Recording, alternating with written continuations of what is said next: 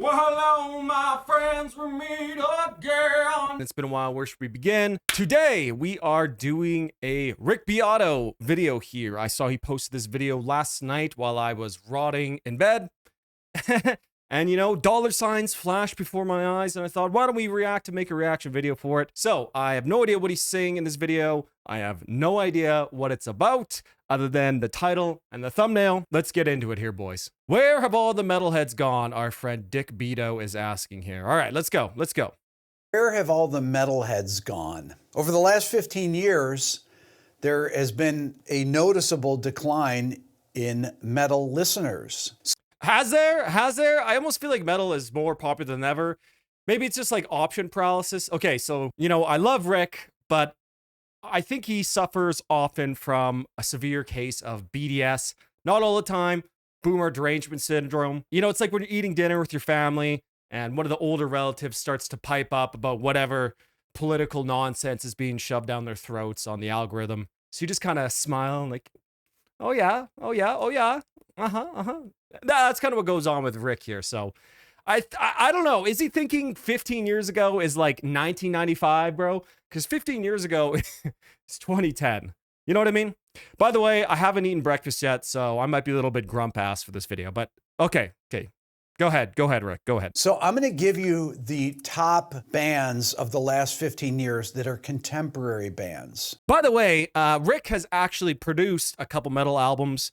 Don't know if we can count Shinedown, but he actually produced Fozzie's All That Remains, which I made a video on, which you go check out. Actually, a really, really solid album. So Rick does have some metal cred. Publishes their numbers, that's the one that we can use. So we'll start with Bring Me the Horizon, has 13.6 million. Next up is Ghost, 9.8. Pierce the Veil, 9.7. Falling in Reverse, 8.7. Holy shit, Pierce the Veil? Really? Wow, I'm surprised by that one.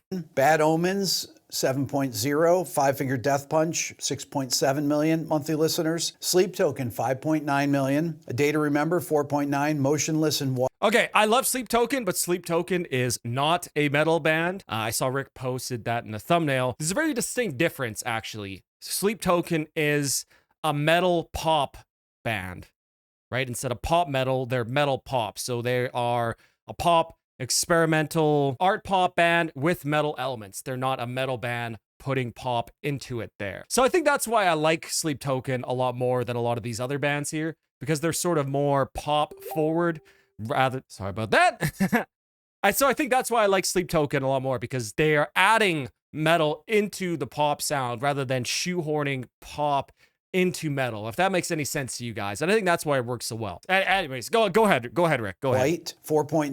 Volbeat, 4.8. I Prevail, 4.6. Spirit Box, 3.1. Architects, 2.7. Gojira, 2.2, and so on. All right, okay, Gojira. All right. I really wonder, though, of all those last, like, 10 bands he listed, how many of those monthly listeners are just because they're on Spotify's playlist all the time? Like, they're metal workout or whatever the fuck mixes, you know what I mean? How many people are actually like searching I Prevail, listen to that? I'd be very, very curious to that, but I don't know. Okay, go ahead, Richard, go ahead. And so forth. There's only one band that has over 10 million monthly listeners, which is Bring Me the Horizon at 13.6. Now let's do a comparison of heritage bands, older bands. Heritage bands, that's what we're calling them now? Okay. If you will. And we're going to do them by their current monthly listeners. All right, okay. The top tier, which are 20 million plus monthly. Okay, hold on. Okay, let me guess. Right now, top three, I'm going to go Metallica, Black Sabbath, just because of Ozzy passing away recently, and Iron Maiden. I'm going to go with those three, I think, would be the top three. Monthly listeners. Number one is Linkin Park with 53.7 million monthly. You know, that it deeply hurts inside that Linkin Park's a heritage band. Listeners. Metallica, 31.4. All right. System of a Down, 24.8. Okay, I forgot System of a Down too. Limp Bizkit, 21.9. Next, we have acts that are 10 to 20 million monthly listeners. I'm really surprised that Limp Bizkit, you know, they've managed to get like 3 or 4 songs really caught in the popular zeitgeist. And don't get me wrong, I love Limp Bizkit. I even made a whole video on break stuff, which you go check out as well. But man, that's pretty crazy, bro. Like 3 to 4 songs, like 25 million listeners or whatever the hell that was. Disturbed, this is a crazy number too. Black Sabbath, 17.3. Okay. Deftones, 17.1. Slipknot 15.2, Ozzy 14.5, Papa Roach 13.6, Rammstein Papa 13.3, Roach. Skillet 12.1, Yo, Avenged Skillet. Sevenfold 11.3, Alice in Chains 10.6. Holy fucking based Alice in Chains. Let's go. One of my favorite bands of all time. And then we have, I guess we'll call our mid-tier, which is 5 to 10 million monthly listeners. Once again, these are heritage bands, bands that have been around since really before 2010. Okay, so that's how he's defining it then. So he is, okay, so. But, you know, I will say, Bring Me the Horizon, they were around before 2010. Right? Didn't Count Your Blessings come out 2007, something like that? Suicide Season, that was like 2008. Same with Architects, they've been around before. Who else did he put in that first list there? What were those? Oh, Gojira's been making albums since like 2000. What is he on about, bro? But yeah, the rest of them, okay. Motley Crue, 9.7. Motley, sorry. Really milking this.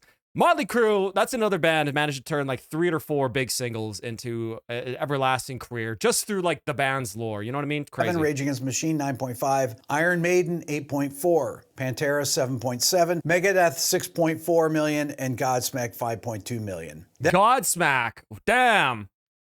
I'm surprised by that one. Then we have our established acts. Okay, these are acts that are 1 to 5 million monthly listeners. Motorhead is at 4.2, Judas Priest 4.3, Slayer 3.2, Testament 1.1, and Anthrax 1. Every single band there, like 40 years old. He's listening. Next, I want to talk about metal songs that have over 1 billion streams. This is actually really surprising. There are only metal songs over 1 billion streams. Okay, let me guess. Let me try to guess. Okay, number 1, I'm gonna go Crazy Train. Crazy Train, I think, has over 1 billion plays. Also, is he just going off Spotify numbers? I feel like, depending on the streaming platform, the preferences would be a little bit different. But okay, Crazy Train, Nothing Else Matters. But can we really count Nothing Else Matters as a metal song? It's on a, you know what I mean? Sure, good enough. Okay, Enter Sandman. Probably gonna go with Du Hast by Rammstein there. That one probably has over 1 billion. All the Deutsch Oidas eating that up. Yeah, low key, like, I don't know, Dr. Feelgood maybe? What's Motley Crue's biggest song? Oh, probably Paranoid maybe? I'm gonna guess Paranoid maybe? 16 okay, actually don't know. metal songs with over 1 billion streams. Now, if you think really hard, you can probably think of a few of them, but you might. Gotta say, Rick, looking good. Hairline's immaculate.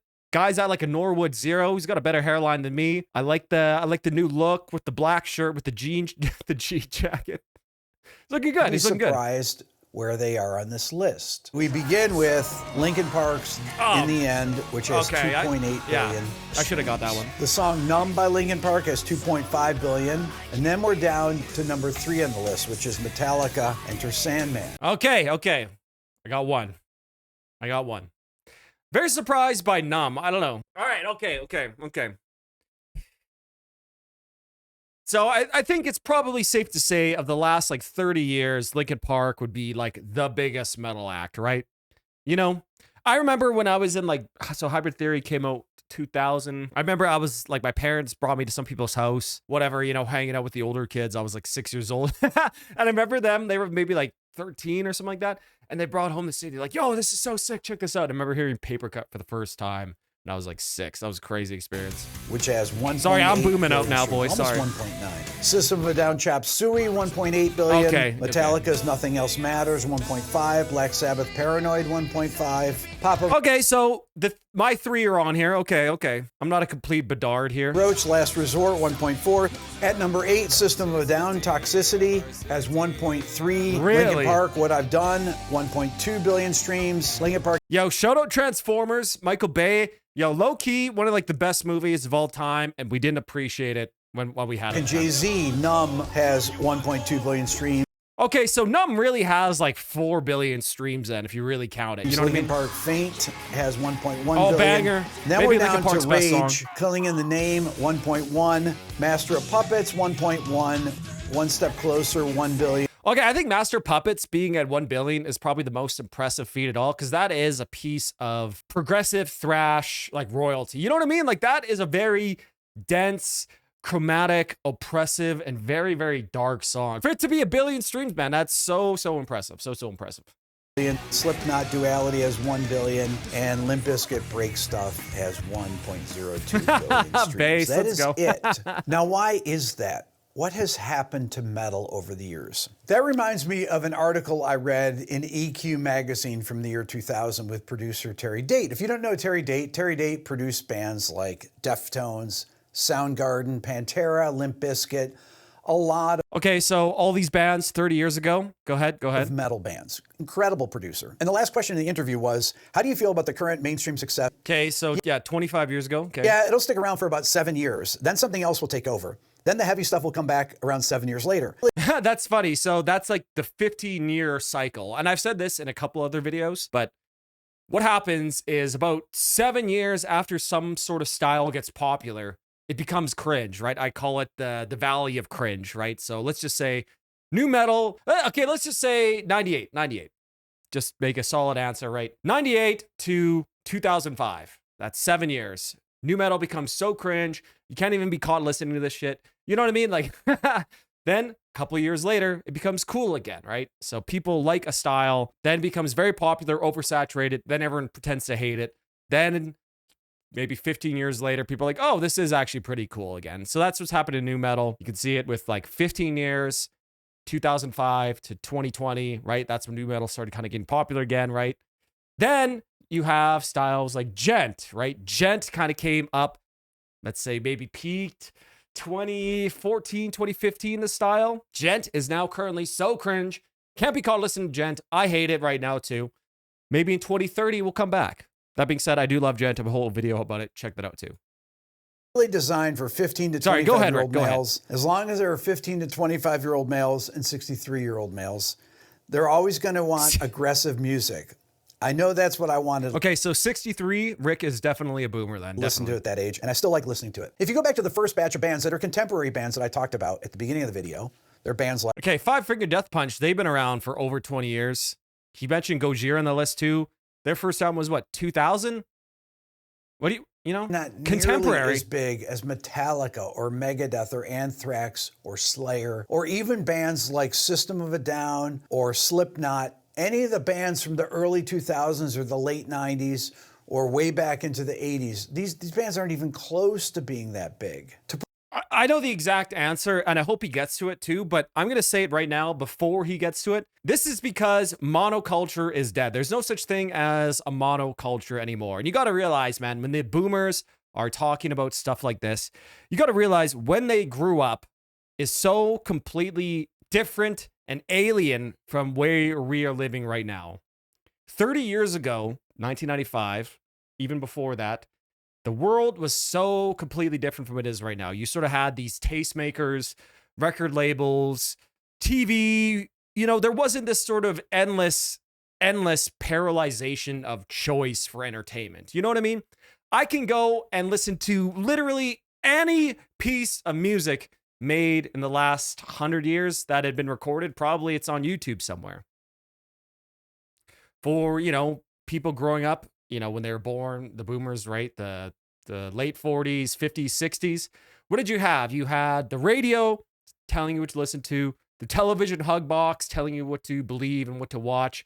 And then the only music you'd really get your hands on was record stores, or if your buddy was a good tape trader and you could send stuff to some guy in Europe or something like that. So what the internet has really done, and I think this is what boomers sort of really fail to grasp, is that monoculture is dead. There's a reason why all these bands are huge that came up in that era. How many of those biggest songs were all from older bands, right? That's when monoculture was huge. Linkin Park, you know, maybe you could even say deathcore era, MySpace deathcore. That might have been the last sort of like grasp of sort of unifying monoculture, I guess. But you guys know what I'm saying? Anyway, sorry, Rick. I keep interrupting you. Go ahead. Put in perspective, let's see if he Bring Me mentions the this. Horizon, which is pretty much the biggest of these kind of post-metal or metalcore bands, with their 30 Stop playing the song, Rick! I'm gonna have to edit this out for copyright. million plays, or 800 million plays. But there's really very few, if any, that are even close to that. They just don't connect with kids in that age bracket, I don't think. That's because they have a million other things to listen to. You don't have the radio telling you to listen to the new Metallica album. The monoculture is dead, Rick. People can go listen to a million different tiny, incredibly niche subgenres: mincecore, slam, blackened melodic deathcore, brutal gore grind. You know what I mean? There's just so much hyper specialization out there that you can listen to basically anything you want. You don't really have to settle, I guess, for something like that. Now, Bring Me the Horizon, Can You Feel My Heart, Sempiternal, that was such an important and incredibly noteworthy album, I guess, in the development of metal and metalcore, if you want to conflate those two, which I do, you know what I mean? It doesn't really bother me, but that maybe was like the last really huge metal album to me, maybe, you know what I mean? Maybe a couple Gojira albums after that, but Sempiternal really seemed to be one of the last ones that was really sort of like a monoculture defining album. Maybe you could look at maybe some of the Architects albums after that, but I really can't think of anything that has been so highly praised by almost everybody in the metalcore scene, right? Of course, you're gonna have fat bald guys, you know what I mean, hating on it, but you know what I mean. Like the monoculture is just dead, and you can listen to anything you want. That is the reason. Like they did. It's a far smaller group. I think one of the reasons is that kids don't play instruments like they did.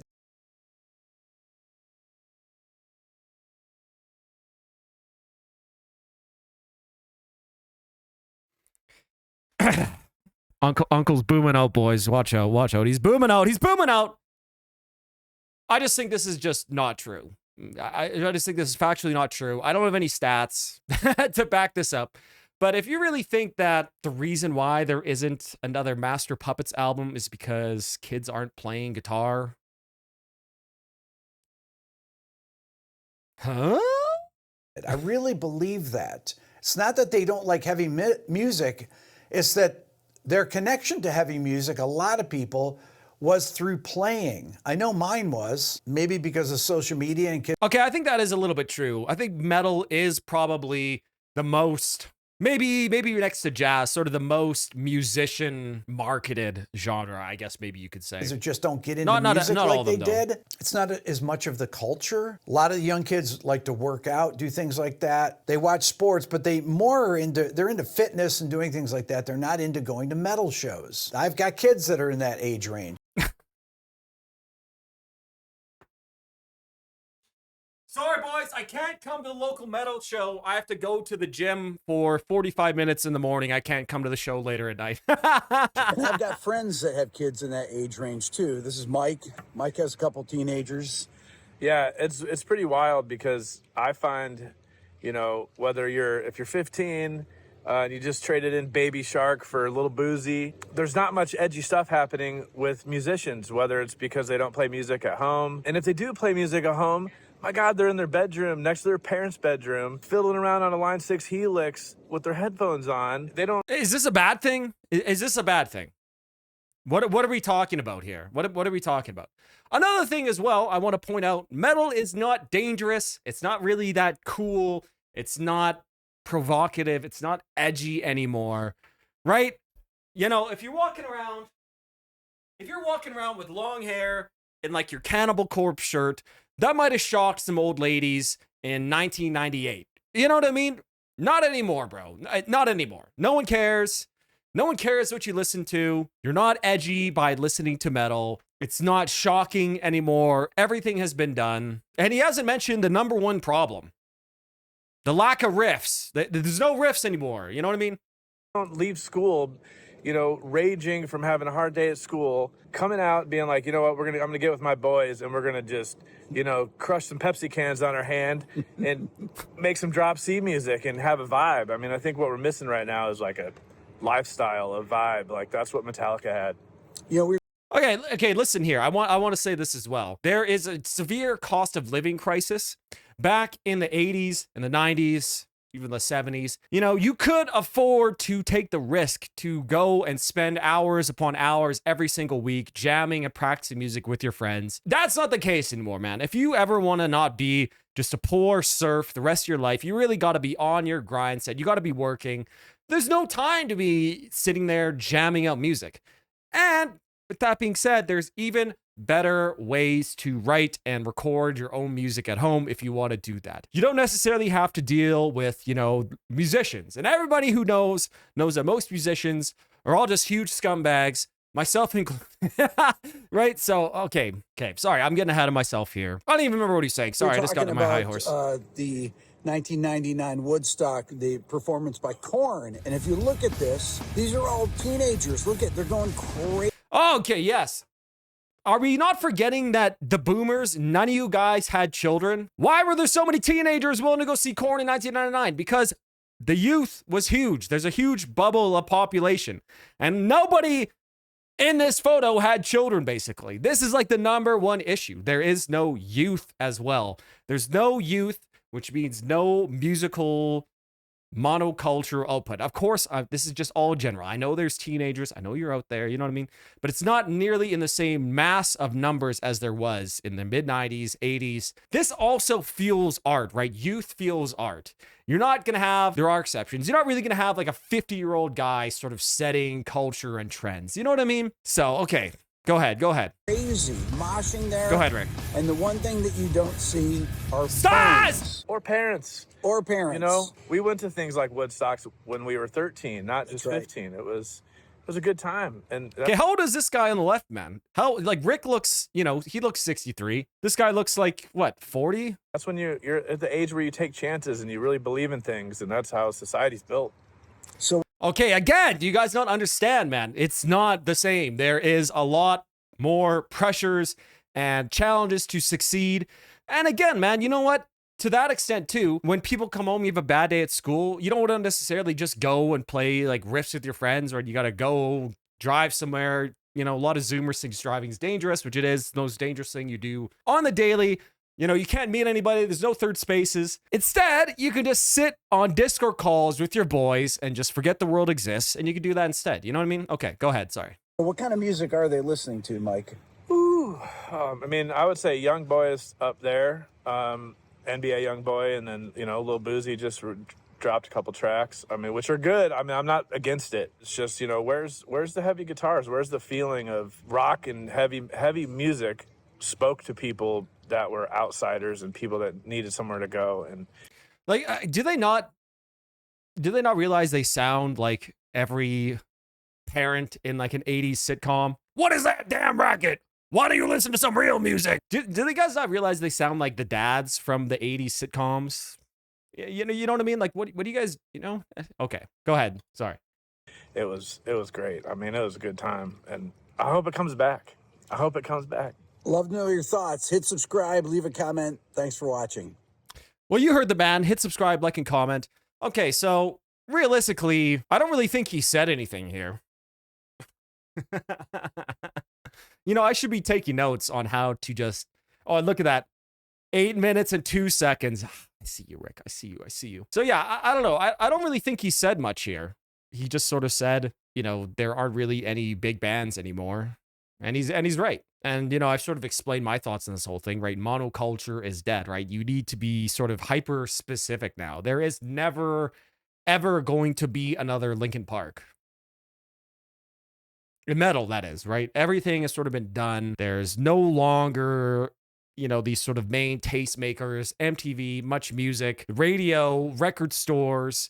It's just not the same, and it won't ever be the same. And that is the reason. There are a ton of young people who like metal, but they're not hearing it on the radio. They're not seeing it on TV.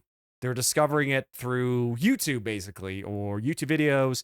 Or maybe they go on like Reddit or something like that. Like, that's how people are discovering music now. It's sort of all very dispersed. It's all dispersed now. Again, like, there's no single concentrated tastemakers that you can kind of piece out and, you get your music taste from there, right? That's what's going on here. So yeah, I don't know, boys. I'm sorry if I got a little bit angry and a little bit fired up. Like I said, I need breakfast. I love Rick Beato. I love his channel. It was a huge inspiration for me. But what are you even talking about here? Like, what was your point with this video? Well, I know exactly what the point is, to get some cash. But yeah, anyways, let me know your thoughts on this here, boys. I know I said a lot of things, and I hope it made some coherent sense here. I've been Varvis. Thank you for watching. Cheers.